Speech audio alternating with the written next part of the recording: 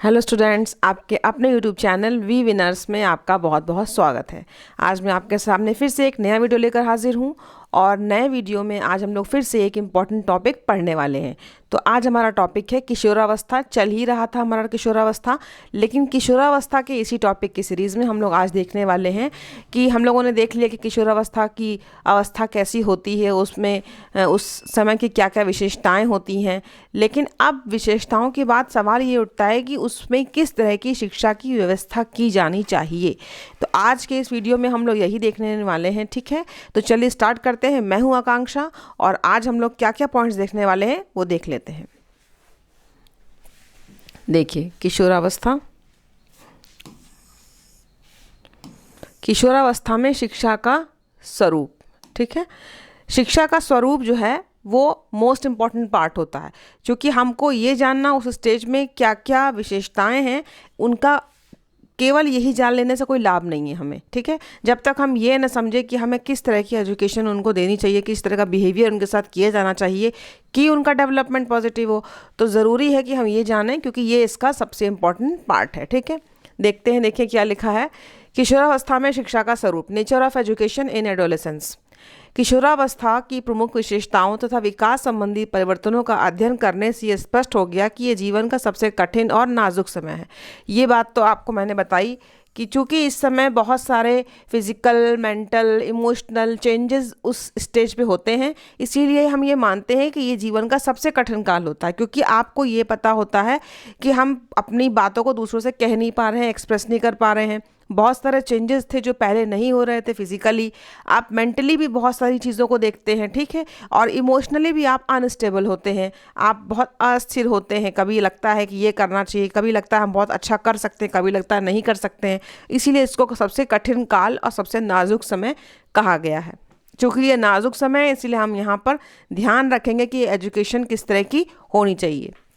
इस समय किशोर में शारीरिक मानसिक दृष्टि से क्रांतिकारी परिवर्तन होते हैं। देखिए, शारीरिक और मानसिक दृष्टि से इसी अवस्था में वह अच्छा या बुरा बन सकता है। अगर आप ध्यान नहीं देंगे तो वो बुरा बन जाएगा, नहीं तो अच्छा। ठीक है, देश प्रेमी बन सकता है, देशद्रोही भी बन सकता है। इसका मतलब ये आपको ध्यान देना होगा कि हम एजुकेशन कैसी रखें। धार्मिक भी हो सकता है, अधार्मिक भी हो सकता है, परिश्रमी या अकर्मण भी हो सकता है, सभ्य शिष्ट व सामाजिक भी हो सकता है, पर असभ्य अशिष्ट असामाजिक भी हो सकता है। ठीक है, आदि बन सकता है। अतः किशोरों को उचित मार्गदर्शन दिया जाना चाहिए, यानी कि इस स्टेज पे हमको एजुकेशन बहुत अच्छे से समझ में चाहिए कि क्या होनी होगी, जिससे हम एक बच्चे को क्या बनाएं, अच्छा बनाएं, देश प्रेमी बनाएं, धार्मिक बनाएं, परिश्रमी बनाएं, सभ्य बनाएं, शिष्ट बनाएं, सामाजिक बनाएं। ठीक है, बाकी नेगेटिव वाले पॉइंट्स मैंने छोड़ दिए। ठीक है, चलिए देखें आगे क्या है। चूँकि हम एजुकेशन अच्छी देंगे तो अच्छा ही डेवलपमेंट होगा। ठीक है, अब देखिए, शैक्षिक दृष्टि से यह काल अत्यंत महत्वपूर्ण है। इसीलिए किशोरों के भावी जीवन के निर्माण में माता पिता, अभिभावक और शिक्षकों का उनके लिए उपयुक्त एवं सुनियोजित शिक्षा की व्यवस्था करना परम कर्तव्य है। किसका किसका रोल दिखाया है? माता पिता का, पेरेंट्स, जो भी गार्जियंस हैं, टीचर्स हैं, तो इन सबको एक अच्छी एजुकेशन प्रोवाइड कराई जानी चाहिए। ठीक है, एजुकेशन का मतलब आप जानते हैं केवल किताब से नहीं होता, कि जो आपकी एक शिक्षा होती है जो हमें परिवार में दी जाती है, समाज में दी जाती है। ठीक है ना, औपचारिक के बाद अनौपचारिक भी होती है, जो हम पूरी लाइफ लॉन्ग सीखते रहते हैं, वो शिक्षा भी होती है। तो वहाँ के संदर्भ में भी हम बात कर रहे हैं। ठीक है, इस संदर्भ में वैलेंटाइन ये एक देखिए हैं, इन्होंने बताया कि वाक्य उल्लेखनीय है कि मनोवैज्ञानिकों द्वारा बहुत समय तक उपदेश दिए जाने के बाद अंत में ये बात व्यापक रूप से स्वीकार की जाने लगी है कि शैक्षिक दृष्टि से किशोरावस्था का अत्यधिक महत्व है, कि शैक्षिक दृष्टि से किशोरावस्था का अत्यधिक महत्व है। ठीक है, इसका मतलब एजुकेशन सिस्टम बहुत अच्छे से प्रोवाइड किया जाना चाहिए, यही इसकी इंग्लिश में डेफिनेशन है। After long preaching on the part of psychologist the great importance of the period of adolescence from an educational point of view is at last being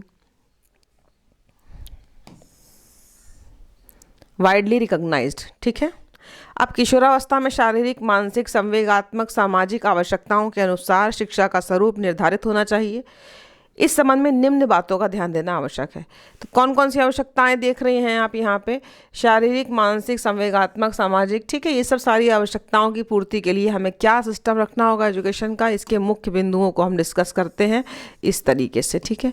पर पहला पॉइंट है शारीरिक विकास के लिए शिक्षा। आपको पता ही है कि इस समय फिजिकली बहुत सारे चेंजेस बच्चों को देखने को मिलते हैं, इसलिए कैसा होना चाहिए शिक्षा? किशोरावस्था में शारीरिक विकास द्रुत गति से होता है, इस समय स्वास्थ्य पर ध्यान देना चाहिए, ठीक है। तो सबसे पहले चूंकि इस समय बहुत जल्दी फिजिकली चेंजेस आते हैं, इसलिए स्वास्थ्य पे ध्यान देना बहुत ज़रूरी है। शरीर को सबल और स्वस्थ बनाने के लिए, रखने के लिए घर तथा विद्यालय दोनों की व्यवस्था करनी चाहिए। दोनों को व्यवस्था करनी चाहिए।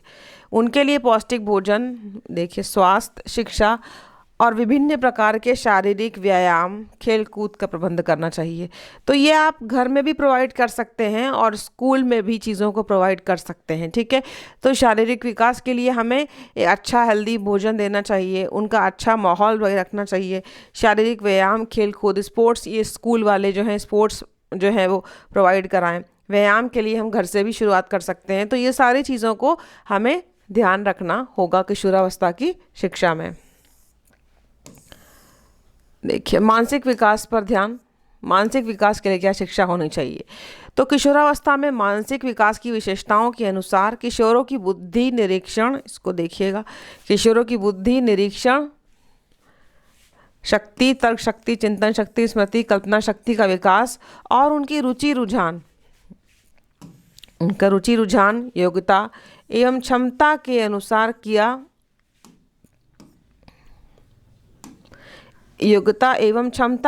किया जा सकता है, ठीक है। कहने का मतलब क्या है? कहने का मतलब है कि किशोरों की बुद्धि निरीक्षण शक्ति, तर्क शक्ति, चिंतन शक्ति, स्मृति, कल्पना शक्ति, इन सब चीज़ों का डेवलपमेंट करना है। वो एक स्टेज होती है जब डेवलपमेंट होता है आईक्यू का, आपको पता होगा, देखा होगा विशेषताओं में आपने। तो आपको जब डेवलपमेंट हो रहा है तो इन सारे चीज़ों पर फोकस करना होगा, ठीक है। और उसका रुचि रुझान क्या है, उसकी क्षमता भी क्या है। अब ऐसा है कि उस बच्चे की क्षमता आर्ट्स में है, आपने उसको साइंस पढ़ाना शुरू किया, तो आपको उसका इंटरेस्ट और उसकी जो क्षमता है वो भी देखनी पड़ेगी, ठीक है। इन सब के लिए आपको ध्यान देना है। तो किस तरीके से आप चाहेंगे कि शिक्षा व्यवस्था हो? तो ये देखिए, यहाँ पर पाठ्यक्रम में कक्षा, विज्ञान, साहित्य, इतिहास, भूगोल तथा विद्यालय के पाठ विषयांतर विषयों को ध्यान रखना चाहिए। तो ये सारी चीज़ें डेवलप करने के लिए आपको ये वाले सब्जेक्ट्स, विज्ञान, साहित्य, इतिहास, भूगोल और पाठ विषयांतर क्रियाएं। पाठ विषयांतर का मतलब को करिकुलर एक्टिविटीज़ होती हैं जो कि क्लासेस के अलावा, सब्जेक्ट के अलावा होती हैं, ठीक है। तो ये इन विषयों को ध्यान में रखना होगा आपको। और देखिए क्या क्या हमें मानसिक विकास में ध्यान रखना है। विद्यालय में पुस्तकालय, वाचनालय, प्रयोगशाला, संग्रहालय आदि साधन प्रदान किए जाएं। यानी कि अब आपकी लाइब्रेरी भी होनी चाहिए, एक्सपेरिमेंट करने की भी जगह होनी चाहिए, डिस्कशन भी होना चाहिए वहाँ पर बैठ के, ठीक है। तो ये सारी चीज़ें भी वहाँ पे अफोर्ड होनी चाहिए, क्योंकि हमें बच्चे का उस समय किशोरावस्था में मानसिक विकास करना है, ठीक है। नेक्स्ट है किशोर की जिज्ञासा प्रवृत्ति को संतुष्ट करने के लिए तथा निरीक्षण शक्ति को प्रशिक्षित करने के लिए पाठ्य विषयों को पढ़ाने के अलावा प्राकृतिक और ऐतिहासिक स्थानों पर भ्रमण के लिए ले जाना चाहिए। भ्रमण का मतलब है कि आप जो हैं क्या करते हैं कि जब आप कहीं पर आप क्लास में पढ़ते हैं वो उसका इंटरेस्ट, और जब आप उन्हीं चीज़ों को कहीं बाहर पढ़ते हैं, प्रैक्टिकली देखते हैं, तो उसमें बच्चे को ज़्यादा इंटरेस्ट आता है, ठीक है। क्योंकि वो चीज़ें हमको क्या करती हैं, एक तरीके से कह लीजिए आप कि वहाँ पर हमको ये भी होता है कि हम चीज़ों को समझते भी हैं और इंटरेस्ट लेके समझते हैं। केवल समझना, और जब हमें इंटरेस्ट आ रहा हो तो ज़्यादा अच्छे से चीज़ें समझ में आती हैं, ठीक है। तो वहाँ पे इंटरेस्ट भी आता है। क्लासरूम में वो चीज़ें थोड़ी सी नीरस हो जाती हैं, बोरिंग हो जाती हैं।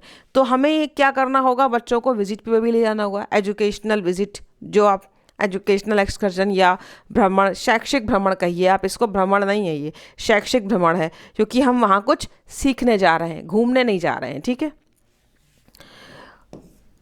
उनकी रुचियों, कल्पनाओं, दिवा सपनों तथा भावुकता का लाभ उठाकर उसे साहित्य, संगीत, कला तथा वैज्ञानिक शोध कार्यों में लगाया जा सकता है। अब देखना है कि उसको किस चीज़ों में इंटरेस्ट है। ठीक है, मान लीजिए वो बहुत अच्छा लिटरेचर में इंटरेस्ट रखता है तो उसे लिटरेचर के पार्ट पर मजबूत करना होगा। ठीक है, अब मान लीजिए कि वो बहुत अच्छा संगीत गाता है तो उसे संगीत के क्षेत्र में लगाना होगा। साइंस के क्षेत्र में जैसा भी उसको इंटरेस्ट है, शोध अच्छा करने का, ढूंढने की कुछ इच्छा रखता है तो रिसर्च के एरिया में उसको आगे बढ़ाने के लिए कुछ कार्य किए जा सकते हैं। इसके लिए पर्यटन, वाद विवाद, साहित्यिक संगोष्ठी आदि पाठ विषयांतर क्रियाओं का आयोजन किया जाना चाहिए। तो इसके लिए क्या क्या कर सकते हैं? यहाँ पर्यटन कर सकते हैं, वाद विवाद डिबेट कर सकते हैं, साहित्यिक संगोष्ठी कर सकते हैं, पाठ विषयांतर क्रियाओं में भी पार्टिसिपेट कर सकते हैं। यानी कि स्कूल में बच्चे कंपटीशन में पार्टिसिपेट करें, स्पीच देना है, डिस्कशन मोड पे बात करना है, स्पोर्ट्स में जाना है, एजुकेशनल विजिट पे जाना है। ये सारी चीज़ों से हम बच्चे का मेंटल डेवलपमेंट, IQ उसका अच्छा कर सकते हैं, उसकी लॉजिक की पावर अच्छी कर सकते हैं। ठीक है, वो चीज़ों को सोच सकता है, बता सकता है, इमेजिनेशन अच्छा कर सकता है। क्योंकि कमरे में, क्लासरूम में बैठ के जो चीज़ें उतनी अच्छे से नहीं समझी जा सकती, जितना हम इन सब माध्यम से बच्चे की इन सारी शक्तियों का क्या कर सकते हैं, अच्छा विकास कर सकते हैं। ठीक है, और देखिए एक पॉइंट और भी है इसमें, भाषा ज्ञान का सामाजिक विकास से घनिष्ठ संबंध है, भाषा ज्ञान का। ठीक है, अतः विद्यालय में शुद्ध बोलने या लिखने का अभ्यास कराया जाए और उसके शुद्ध उच्चारण पर विशेष ध्यान दिया जाए। क्योंकि कुछ बच्चे बहुत जब बड़े हो जाते हैं उसके बाद भी गलत लिखते हैं, गलत बोलते हैं, क्योंकि जब उनको सुधारने का समय था तो वो नहीं, उन पे ध्यान दिया गया। अभी आपकी उम्र है, आप सुधार सकते हैं, लेकिन जब आप काफ़ी उम्र पे हो जाते हैं, 35-40, तब आपके जब ये चीज़ें, गलतियां दिखती हैं तो हम भी यही कहते हैं कि क्या तुम्हारे उस समय टीचर्स ने या पेरेंट्स ने कभी ध्यान नहीं दिया। यही स्टेज होती है कि हम भाषा पे भी उसकी ध्यान दें। ठीक है, नेक्स्ट है संवेगात्मक विकास के लिए शिक्षा। अब आपको पता ही है कि इस समय क्या होता है, बहुत ही भावनात्मक रूप से बच्चे अनस्टेबल होते हैं, अस्थिर होते हैं। ठीक है, तो किशोरावस्था में संवेगात्मक जीवन में उथल पुथल सी मच जाती है। किशोर पूर्व विकसित स्थायी भावों तथा नई नई भावनाओं एवं संवेगों पर नियंत्रण पाने में असमर्थ दिखाई पड़ते हैं। वह देखिए, यहाँ पर आप इस चीज़ को देखिए कि पूर्व विकसित स्थायी भाव तथा नई नई भावनाओं, संवेगों पर नियंत्रण पाने में असमर्थ होते हैं। नई नई जो उनके अंदर चेंजेस आते हैं उस पर कंट्रोल नहीं कर पाते, जो इमोशंस डेवलप होते हैं। ठीक है, और वह अनेक प्रकार के संवेगों से संघर्ष करते रहते हैं। यही संघर्ष हमको क्या बनाता है, अस्थिर बनाता है उस स्टेज में बच्चे को। ठीक है, अतः शिक्षा द्वारा उनके निकृष्ट एवं दुखद संवेगों का मार्गांतरीकरण करके उचित एवं उत्तम संवेगों का विकास किया जाए। संवेग विकास के लिए इन बातों पर ध्यान देना चाहिए। ये सारी बातें हैं, देखते हैं क्या क्या तरीके किए जाते हैं आपके मूल प्रवृत्तियां और संवेगों को नियंत्रित करने के लिए। संवेगों और मूल प्रवृत्तियों का शोधन करने की शिक्षा दी जाए। संवेगों को प्रशिक्षित करने की ये सबसे उत्तम विधि है। इस विधि के द्वारा संवेगों के प्रकाशन का स्वरूप बदल जाता है। इसको देखिए, मार्गांतीकरण में और शोधन में क्या अंतर है। मार्गांतीकरण में आपके जो संवेग होते हैं उनका क्या किया जाता है, मार्ग बदल दिया जाता है। लेकिन सब्लिमेशन एक ऐसी जो एक आपकी विधि है जिससे क्या किया जाता है, सब्लिमेशन से उस संवेगों का रूप ही बदल जाता है। ठीक है, मतलब अगर कोई बच्चा जो है कह सकते हैं कि जिस संवेग में वो बहुत अच्छा, उसका बहुत एग्रेसिव है, उस संवेग का यूज़ किसी और ही चीज़ में कर दिया जाता है, बिल्कुल बदल दिया जाता है, तो वो बिल्कुल आप पहचान नहीं पाएंगे कि इसके अंदर ये ऐसी प्रॉब्लम थी जिसको हमने इतना अच्छे रूप में इस जगह इस्तेमाल कर लिया। यहाँ पर वो संवेगों का क्या किया जाता है, रूप ही बदल दिया जाता है। तो ये सबसे अच्छी विधि सब्लिमेशन होती है। ठीक है, वीर पूजा भाव तथा आदर्शवाद की प्रवृत्ति का लाभ उठाकर चरित्र गठन तथा सुंदर स्थायी भावों का निर्माण किया जा सकता है। वीर पूजा भाव आपने देखा होगा, पढ़ा भी है, उसमें हम लोग वीरों के प्रति किशोरावस्था में काफ़ी ज़्यादा बच्चे इंटरेस्ट दिखाते हैं। इसके लिए उन्हें महापुरुषों की जीवनियाँ और अच्छा साहित्य पढ़ने के लिए देना चाहिए। क्योंकि आपने देखा कि शैशवावस्था में तो पेरेंट्स पर डिपेंडेंट होता है, लेकिन किशोरावस्था में पेरेंट्स पर डिपेंड नहीं होता, लेकिन वो जो हीरोज़ होते हैं, ठीक है, उनके ऊपर डिपेंड, हीरो का मतलब पिक्चर वाले हीरो नहीं, जो जीवन के लाइफ के हीरो होते हैं उनके लिए, महापुरुष जिनको आप कह सकते हैं, ठीक है। तो इसलिए उनकी जीवनियाँ कहानियाँ पढ़ने के लिए देना चाहिए, ठीक है। उसके बाद है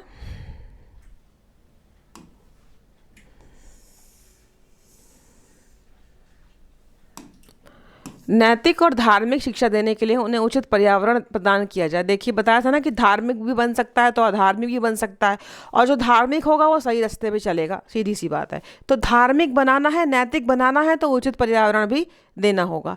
नेक्स्ट है संवेगात्मक शिक्षा देने के लिए अभिभावकों तथा अध्यापकों को किशोरों के संवेगों का भी अध्ययन करना आवश्यक है। तो शिक्षा देने का मतलब ये है कि पहले आपको भी जानकारी होनी चाहिए कि क्या और कैसे है, जिसको हम मॉडिफाई करें। तो आपको टीचर्स को, पेरेंट्स को जानकारी भी रखनी होगी कि हम कैसे इन चीज़ों को कंट्रोल करें। तो पहले जाने भी तो कि ये क्या है और क्या क्या नुकसान है, क्या क्या लाभ है, और क्या किया जाए कि इनको हम बदल के और बेटर कर लें, ठीक है। उसके बाद नेक्स्ट है सामाजिक विकास, ठीक है। अब हम देखेंगे सामाजिक विकास, क्योंकि समाज का भी हमारे जीवन में बहुत रोल है, ठीक है। अब है किशोरों के सामाजिक विकास में शिक्षा का महत्वपूर्ण स्थान है। सामाजिक विकास पर पाठ विषयांतर कार्यक्रमों, खास कर अब समाज से आप जुड़ेंगे कैसे, क्लास तो एक समाज होता है आपका, ठीक है।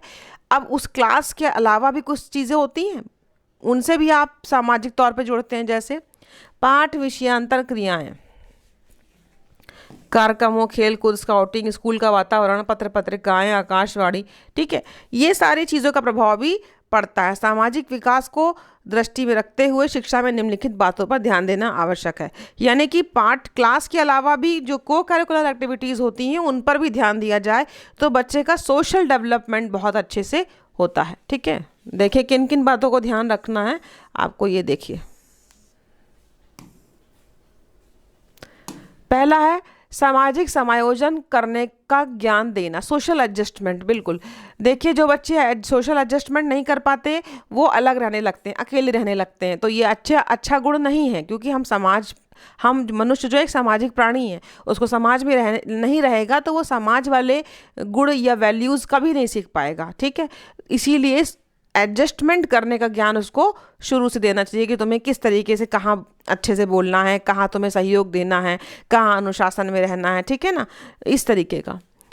समूह नैतिकता, ग्रुप मॉरलिटी पर बल देना चाहिए। उसमें नेतृत्व, उत्साह, सहयोग, ये सब कहाँ आएंगे, ग्रुप में ही तो रहेंगे। सहानुभूति, सद्भावना, ये सब कहाँ डेवलप होंगे, के लिए प्रयत्न करना, ठीक है। ये प्रयत्न लिखा है,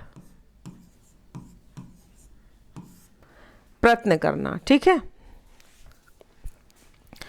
उसमें नेतृत्व, उत्साह, सहयोग, सहानुभूति, सद्भावना, ये सारी चीज़ें कहाँ आएंगी, ग्रुप में ही तो आएंगी। अब आप सहयोग की बात करेंगे तो अकेले तो कोई सहयोग नहीं होता ना, ग्रुप में सहयोग होता है। नेतृत्व तो कहाँ होता है, लीडरशिप कहाँ होती है, ग्रुप में लीडरशिप होती है। और इन सब सहानुभूति, सद्भावना हम एक दूसरे के प्रति ही तो रखते हैं। तो ग्रुप में बच्चे को कैसे एडजस्ट करना है और कैसे उसको नैतिकता की फीलिंग उसके अंदर लानी है, यहाँ पर भी ध्यान देना होगा। मैत्री भाव विकसित करना, भाई जब ग्रुप में रहेंगे, सबके साथ बैठेंगे, तो मैत्री भाव विकसित करना, ये भी ध्यान देना होगा इस पर। स्वस्थ प्रतियोगिता की भावना का विकास करना, बिल्कुल ऐसी प्रतियोगिता जिसमें ये फीलिंग हो कि गेम है, कोई जीतेगा कोई हारेगा, ज़रूरी नहीं कि कोई एक ही टीम जीते, तो जो अच्छा करेगा वो जीतेगा, ये वाला फीलिंग स्वस्थ प्रतियोगिता होती है, ठीक है। सामूहिक रूप से पाठ विषयांतर कार्यक्रमों का आयोजन करना और उनमें भाग लेने के लिए प्रोत्साहित करना, मतलब इनका आयोजन ही नहीं करना बल्कि ये भी कहना कि तुम पार्टिसिपेट करो, तुम अच्छा कर सकते हो, वो जिस योग्य है उसको उस गेम में, उस स्पोर्ट्स में, उस कंपटीशन में पार्टिसिपेट भी करवाना, ठीक है। एक पॉइंट और भी है, ये देखिए, अपने देश, समाज तथा मानव संस्कृति से परिचित कराना, ठीक है। अपने देश, समाज, मानव संस्कृति से परिचित कराना, बिल्कुल। जब आप एक किशोरावस्था में जो बच्चा होता है उसको समझाना होता है कि हम अब एक अपने सोसाइटी का, अपने कंट्री का हिस्सा हैं, और हमें वहाँ पर जो है हमारा जो देश है उसमें क्या क्या हमारा जो हमारी संस्कृति रही, हमारा क्या इतिहास रहा, तभी तो वो कुछ अच्छा करने के लिए प्रोत्साहित होगा, ठीक है। नेक्स्ट है धार्मिक और नैतिक शिक्षा। नैतिक विकास के लिए उनके सामने अच्छे आदर्श, व्यवहार एवं आचरण प्रस्तुत किए जाएं। किशोरावस्था में मस्तिष्क में निरंतर विरोधी विचार उठते हैं। देखिए, ये मैंने आपको बताया था कि निरंतर विरोधी विचार उठते हैं, ठीक है, निरंतर विरोधी विचार उठते हैं। किशोर उचित अनुचित व्यवहार में अंतर नहीं कर पाता, अतः उसे निरंतर विरोधी विचार, ठीक है, अतः उसे विद्यालय में धार्मिक और नैतिक शिक्षा अवश्य देनी चाहिए। यानी कि आपको अच्छा व्यवहार, आदर्श, आचरण खुद भी प्रस्तुत करना होगा, घर में पेरेंट्स को, स्कूल में टीचर्स को, ताकि हम किसको कॉपी करते हैं, अपने घर पेरेंट्स को, अपने बड़े भाई बहनों को और अपने टीचर्स को कॉपी करते हैं, उन्हें फॉलो करने का प्रयास करते हैं। तो बेहतर होगा कि हम उनके लिए एक अच्छा आचरण, आदर्श प्रस्तुत करें। और चूँकि इस समय उनकी स्टेज में बहुत सारे अच्छे बुरे विचार उनके मन में आते हैं, तो इसके लिए भी हमें उनको धार्मिक और नैतिक शिक्षा देनी होगी, ठीक है। नेक्स्ट देखें क्या है, व्यक्तिगत विभिन्नता के अनुसार शिक्षा। किशोरावस्था में किशोरों की शिक्षा के लिए विद्यालयों में उनकी रुचि, रुझान, क्षमता एवं योग्यता के अनुसार विभिन्न प्रकार के पाठ्यक्रम की व्यवस्था करनी चाहिए। देखिए, रुचि, रुझान, क्षमता के अनुसार विभिन्न प्रकार के पाठ्यक्रम, जो स्टूडेंट जिस चीज़ में आगे है, ठीक है, इंडिविजुअल डिफरेंस, व्यक्तिगत विभिन्नताएं, तो उसको ध्यान में रख के विभिन्न प्रकार के पाठ्यक्रम रखने चाहिए और उसके इंटरेस्ट के अकॉर्डिंग, क्षमता के अकॉर्डिंग उसको उसमें जो है शामिल करना चाहिए, ठीक है। इसके साथ ही विद्यालयों में शैक्षिक निर्देशन तथा व्यावसायिक निर्देशन, एजुकेशनल गाइडेंस, वोकेशनल गाइडेंस की भी व्यवस्था हो तथा पाठ्यक्रम में ऐसे विषयों का समावेश हो जिनके द्वारा वह भविष्य में अपनी रुचि आगे देखते हैं। शैक्षिक निर्देशन और व्यावसायिक निर्देशन, ये स्टेज ऐसी होती है कि आपको गाइडेंस की बहुत ज़रूरत होती है, और वोकेशनल की भी, क्योंकि उन्हें स्ट्रीम चुननी है और उसमें ही आगे अपना करियर बनाना है, ठीक है। तो निर्देशन भी दिया जाना बहुत ज़रूरी है। देखें आगे क्या है, ठीक है, ऐसे विषयों का समावेश हो जिनके द्वारा वह भविष्य में अपनी रुचि और आवश्यकता के अनुसार किसी व्यवसाय का चुनाव कर सके, ठीक है। वही चीज़ है कि गाइडेंस के द्वारा वो क्या कर सकता है, अपना करियर बनाएगा, ठीक है। अब देखिए आगे क्या लिखा है, उपयुक्त शिक्षण विधि का प्रयोग। किशोरावस्था में स्वयं निरीक्षण, परीक्षण, निरीक्षण, तर्क, विचार, चिंतन करने की प्रवृत्ति बढ़ जाती है, ठीक है। तो उपयुक्त शिक्षण विधि का प्रयोग किया जाना बहुत ज़रूरी है, क्योंकि अगर इस स्टेज पे उनके जो अंदर लॉजिक है, थिंकिंग करने की, ठीक है, और जो खुद एनालिसिस करते हैं, ठीक है, ये सारी जो चीज़ें डेवलप होती हैं, अगर उसके लिए हम ऐसी टीचिंग मेथड जिसमें केवल मान लीजिए मैं बोल रही हूँ, लेक्चर मेथड मैंने अप्लाई कर लिया और मैं क्लास में बोल रही हूँ, तो क्या ये सब चीज़ें बच्चों में डेवलप हो पाएंगी? वो तो पार्टिसिपेट ही नहीं कर रहा, वो तो चुपचाप बैठा मेरा लेक्चर सुन रहा है। यानी कि बच्चे को पार्टिसिपेट कराने के लिए कुछ ऐसा क्वेश्चन पूछिए आप, ठीक है ना, बीच बीच में रोक करके उनकी क्वारीज को क्लियर कीजिए, ताकि वो क्या सोचते हैं, उनके क्या थॉट प्रोसेस है, उनका क्या लॉजिक प्रोसेस है, वो सब चीज़ें आपको पता लगेंगी और उनका डेवलपमेंट में मेथड जो होता है उसका काफ़ी रोल होता है, ठीक है। नेक्स्ट है यौन शिक्षा की आवश्यकता, ठीक है। चूँकि इस समय बच्चों में बहुत सारे फिजिकल चेंजेस होते हैं, इसीलिए आधुनिक मनोवैज्ञानिकों का विचार है कि किशोरावस्था में काम प्रवृत्ति को उचित दिशा में ले जाने के लिए उन्हें उपयुक्त ढंग से शिक्षा देना आवश्यक है। बच्चों में जो फिजिकल चेंजेस होते हैं उसके लिए उनको नॉलेज दें, ताकि वो गलत जानकारी के तहत कुछ भी ऐसा कार्य ना करें या किसी ऐसे अनुचित गाइडेंस को ना ले जो गलत हो, ठीक है। तो ये किसका रोल है? घर में पेरेंट्स का भी रोल है और स्कूल में टीचर्स का भी रोल है, ठीक है। सबकी तरह ये भी उसका एक पार्ट है। नेक्स्ट है सहानुभूतिपूर्ण व्यवहार। किशोरावस्था में विभिन्न प्रकार के परिवर्तन होने के कारण किशोर हर समय किसी न किसी समस्या को लेकर एक उलझनपूर्ण स्थिति में रहता है, ठीक है। उसकी कठिनाइयों तथा समस्याओं का समाधान करने के लिए माता पिता, अभिभावकों तथा शिक्षकों को उससे सहानुभूतिपूर्ण व्यवहार करना चाहिए। यहाँ पर भी किसका रोल दिखाते हैं? माता पिता का, अभिभावक का और शिक्षक का रोल दिखाते हैं। क्योंकि हमारे स्टूडेंट के लाइफ में दो चीज़ें आती हैं, एक घर आता है कि स्कूल आता है, ठीक है। जो उससे बड़े लोग होते हैं उनका ही तो गाइडेंस मिलेगा, साथ का भी मिलता है, लेकिन बड़ों का गाइडेंस ज़्यादा इम्पोर्टेंट होता है। तो उसमें पेरेंट्स, गार्जियन, टीचर्स, यही तो मेन होते हैं, ठीक है। इसीलिए सहानुभूतिपूर्ण व्यवहार भी उनको ध्यान रखना होगा, क्योंकि बहुत सारे चेंजेस हैं उसके लाइफ में और उसके साथ अगर हमने ठीक से डील नहीं किया तो क्या होगा, चीज़ें खराब हो जाएंगी, ठीक है। तो देखिए इस तरीके से आपने किशोरावस्था कि जितने भी पॉइंट्स थे उसमें एजुकेशन का क्या सिस्टम है ये आपने देखा, और इसमें टीचर्स का, गार्जियंस का, पेरेंट्स का, सबका रोल आपने देखा। और अगर इस स्टेज में इतने सारे परिवर्तन होते हैं तो हम अगर सब मिल करके बच्चों को एक सही एजुकेशन, एक सही पैटर्न के एजुकेशन सिस्टम और तरीक़ों को अप्लाई करें तो हम किशोरावस्था के बच्चों को एक सही दिशा दे सकते हैं। तो उम्मीद करते हैं कि आज का ये वीडियो, आज की क्लास आपको अच्छे समझ में आ गई होगी। मिलते हैं नेक्स्ट वीडियो में। जय हिंद।